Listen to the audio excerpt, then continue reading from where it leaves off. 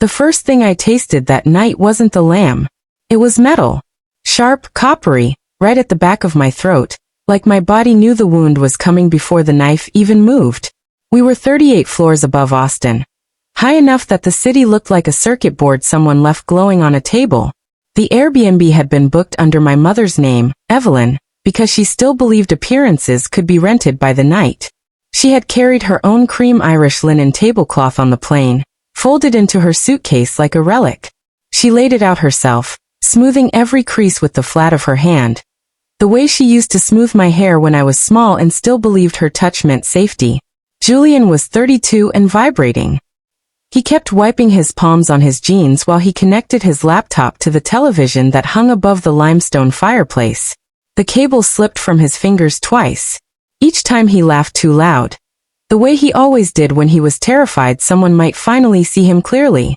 My father, Malcolm, poured the wine with the same reverence he once used at communion when I was a child and still thought God lived in his hands. He filled Julian's glass first, of course. Then Mom's. Then the cousins. Mine last. The way you water the plant you keep forgetting is alive. I sat between Lena, my cousin who actually looked at me like I was human, and some second cousin whose name floated away the moment he said it. The rosemary lamb arrived plated like art. The knives were heavy, expensive, rented. They felt cold against my fingers. Then the screen lit up. Dreamforge Collective. AI-generated immersive art environments. Phase 1 seed round. $180,000. Gomixon. Neon green on black. I felt the room tilt, just slightly, the way it does when you stand up too fast after giving blood. Julian started talking. Fast. Words tumbling over each other like drunk party guests. Paradigm. Disruption. Curation at the intersection of technology and soul. He had been building this for 9 months. 9 months of sleeping until 2. Of cryptic Instagram stories about visionaries don't clock in. Of texting dad at 3 a.m. from warehouse parties asking for another $5,000 to keep the momentum. Dad nodded along, slow, solemn. The nod of a man who had already decided this was the one that would finally stick. Mom had a small leather journal open on her lap, and was actually taking notes. Real notes. With a Montblanc pen. I stared at my plate. The lamb stared back, pink and perfect and dead. Lena leaned in, voice soft enough only I could hear. Rowan, didn't you just close on that townhouse? The one in the village with the garden. The air left the room the way it leaves a balloon when a child finally lets go. I set my fork down. The clink sounded louder than it should have. Yeah, I said calm, like I was reading the weather. 5 bedrooms, private garden, roof deck, original brick, paid cash. 4.2. My father's wine glass didn't just fall. It exploded. Crystal against Italian marble. A sound like ice cracking on a winter lake. Red wine everywhere. Spilling across Evelyn's sacred linen, like someone had opened a vein and let it run. Julian stood so fast his thighs hit the table. Plates jumped. Glasses trembled. 4.2 million? His voice cracked high and ugly. Who did you have to fuck to get that, Rowan? I didn't flinch. I watched the wine drip off the edge of the table. Drip. Drip. Drip. Each drop a memory I had spent 20 years swallowing. Julian at 18. A brand new Audi Q7 parked in the driveway with a red bow bigger than my torso. Me at 18 3 weeks later. A $350 used ThinkPad and a proud parental smile that said, "You don't need the extras, you're so practical." Julian in college. Tuition paid in full, off-campus apartment paid, spring break in Tulum paid, 2 wrecked cars paid, 1 DUI quietly erased. By a lawyer whose retainer came out of my first signing bonus, because I was too afraid to let him face consequences. Me in college, 3 jobs, full scholarship I clawed for with bleeding fingers, ramen and Red Bull. And being told over Sunday phone calls that I was so strong. We never have to worry about you. Julian's businesses. A streetwear line that sold 11 hoodies and vanished. A crypto NFT project that raised $60,000 and delivered exactly 0 JPEGs. A juice cleanse subscription box that lasted 4 months, and left a walk-in fridge full of rotting kale. Every single one funded with money that could have paid for my master's, my first apartment deposit, my peace of mind. But I was the strong one. Strong ones don't need Mom reached for Julian's arm. Sweetheart, sit down. He jerked away like her touch burned. You always do this, he screamed at me. Every fucking time I'm about to have my moment, you drop some bomb to make me look small. Dad finally spoke, voice low, dangerous. Rowan, how could you keep this from us? I laughed. It came out sharp enough to cut. Keep it from you? I said. You mean the fact that I finally succeeded without a single lifeline from either of you? Why would I tell you? So you could celebrate for 5 seconds before asking how much of it you could redirect to Julian's next disaster. Mom's tears started then. The pretty kind. The ones she saved for church plays and school award ceremonies when Julian got most improved. Julian slammed both palms on the table. Silverware jumped. You're a machine, he spat. You don't feel anything. You never have. I stood up slowly. No, Julian, I said, and my voice didn't shake even a little. I felt everything. Every single time you got the world handed to you. And I got told to be grateful for scraps. I felt it so much I learned to stop bleeding out loud. I looked at Dad. I looked at Mom. I looked at Julian last. I'm done, I said. And I walked out. I left the lamb untouched. I left the wine still dripping. I left 23 years of silence on that table like a corpse no one wanted to claim. On the plane back to New York, I didn't sleep. I opened the folder I swore I'd never touch again. Bank statements. Old emails. Venmo screenshots. Texts begging for one more chance. I built the spreadsheet at 35,000 feet. Column by column, the truth took shape. $9,400. Barcelona emergency. That bought bottle service and a tattoo. $18,000. Legal fees for the streetwear trademark that never launched. $27,000. Apartment deposit, on a Wicker Park loft he still lives in rent-free. $14,000. Therapy after the NFT crash, that somehow included a trip to Tulum. I kept going.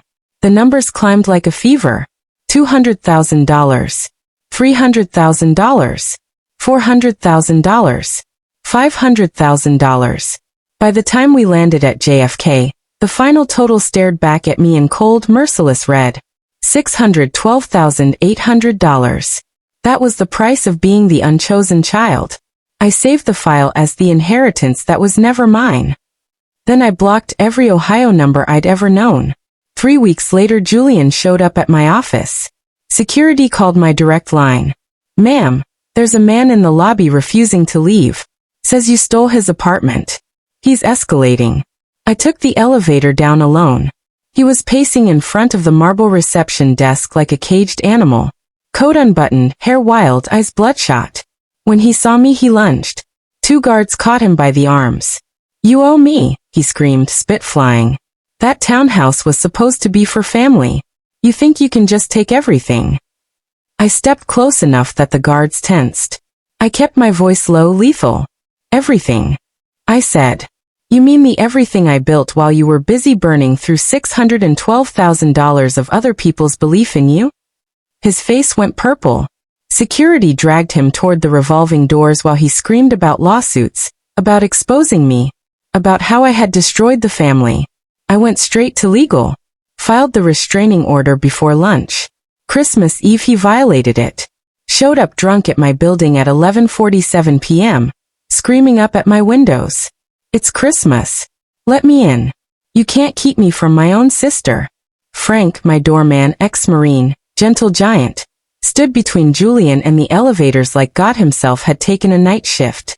I watched the lobby feed from my kitchen, wrapped in a blanket, drinking chamomile like it was armor. Julian pounded on the glass. Rowan, I know you're up there. You stole my life. NYPD arrived in 8 minutes. They cuffed him on the sidewalk while tourists filmed on their phones. By morning the video was everywhere. Entitled brother loses it outside sister's $4.2 million townhouse. 6 million views in 48 hours. He sued me in January. Emotional distress. Tortious interference with familial relations. Demanded $1.2 million and return of the townhouse to its rightful heir. Discovery began in February. I handed Vanessa Reyes, my attorney, a thumb drive and a bottle of 1996 Chateau Margaux. She opened the spreadsheet. She didn't speak for a full minute. Then, Rowan, this is devastating. I know, I said. The trial was in March. Manhattan Supreme Court. Smells like old wood and older money. I wore black cashmere. Julian wore a borrowed suit 2 sizes too big, and the expression of a man who had never once been forced to look in a mirror. Vanessa's opening statement lasted 19 minutes. She projected the spreadsheet on the courtroom screen, 30 feet wide. Every transfer. Every excuse. Every lie.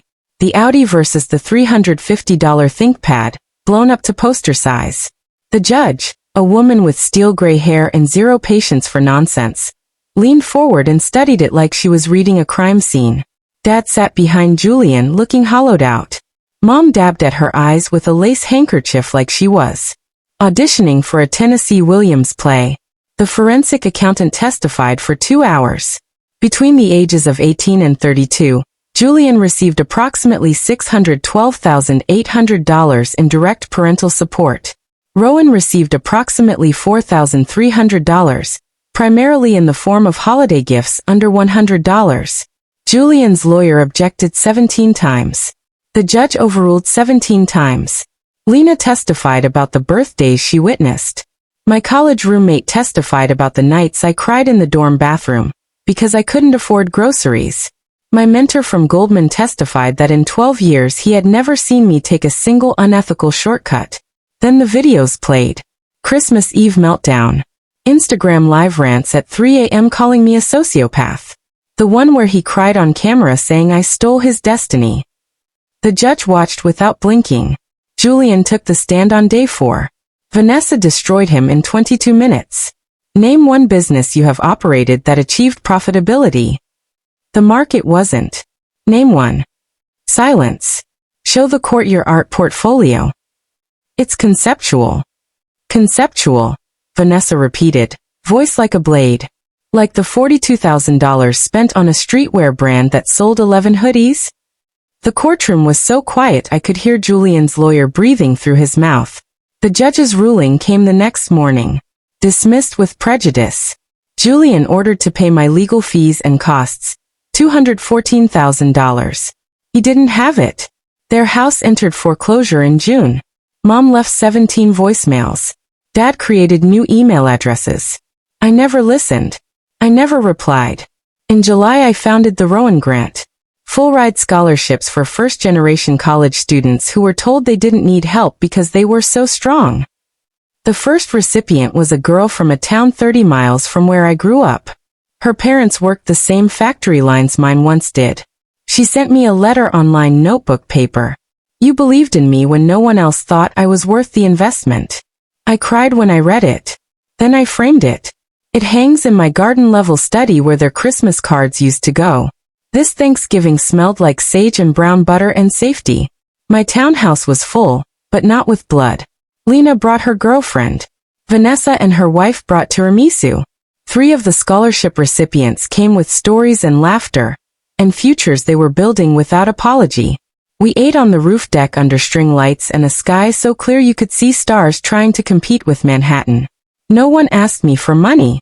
No one cried because I had more. At midnight I walked to the edge of the garden alone. The city shimmered below, indifferent and alive. My phone buzzed once. Unknown number. Preview. You destroyed us. I deleted the message without opening it. Then I turned the phone off. Because I didn't destroy them. I stopped letting them destroy me. And for the first time in 33 years, the silence wasn't a punishment. It was a beginning. So here I am, telling you this because someone needs to hear it. If you grew up being the strong one, the one who didn't need, the one who made it easy for everyone else to forget you were human, you are allowed to put it down. You are allowed to walk away. You are allowed to build a life that doesn't require you to bleed quietly, so someone else can shine. I did it at 33. Some of you are watching this at 19, 25, 41. You are not too late. You are not the villain for refusing to stay the sacrifice. The wine stain never came out of that cream linen tablecloth. But I finally stopped being the one who had to clean it up. Tell me in the comments. When did you know it was time? Or are you still waiting for permission that will never come? Either way,